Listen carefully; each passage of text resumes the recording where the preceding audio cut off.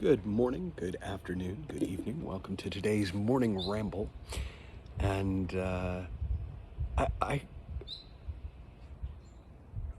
noticed something about myself pretty recently, like in the last couple of weeks.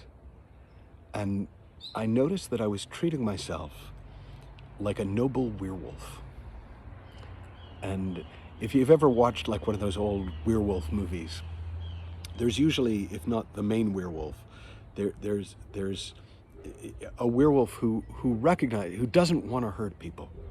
So he tries to warn people off, and it's usually a he. And he'll chain himself to a radiator or lock himself in a basement on the night of the full moon so that he won't hurt people. And I realized that is exactly how I treat myself. I try and make sure that I can't do damage, as if left to my own devices, clearly I would do damage. I go out of my way to not hurt people, as if I'm not careful, I'm going to hurt people. Like my edges are sharp, they're going to hurt people, so I better wrap them in soft things, cotton, so that nobody can get hurt. I don't let myself think about certain things, lest it leads to my doing harm in the world.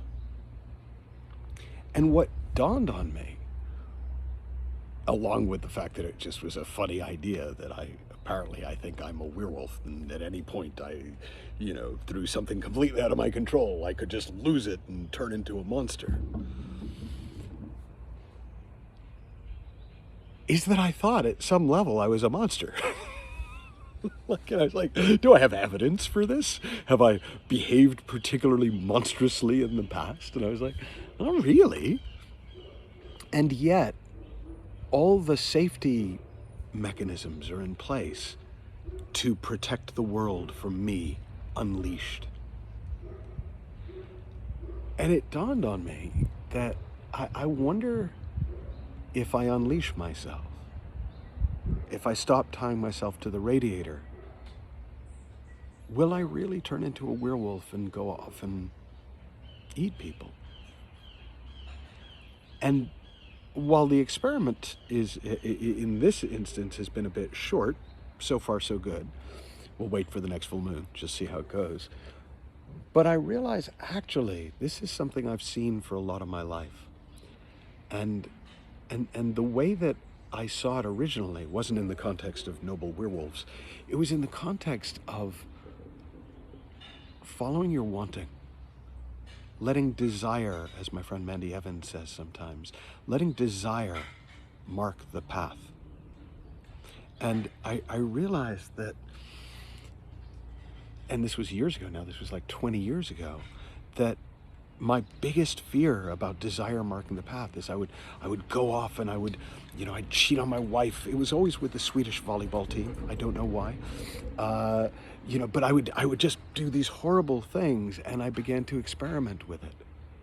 And the experiment that I found most helpful at the time, and it's the one that I want to invite you to try, and I've done this with many groups over the years, and nothing bad has ever happened, so I'll say that.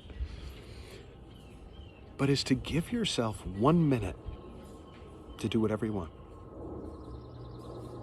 Now, most people, even noble werewolves like myself, recognize there's just not that much damage we could do in 1 minute. Now, if it goes well, a minute to be able to do whatever you want, try 2.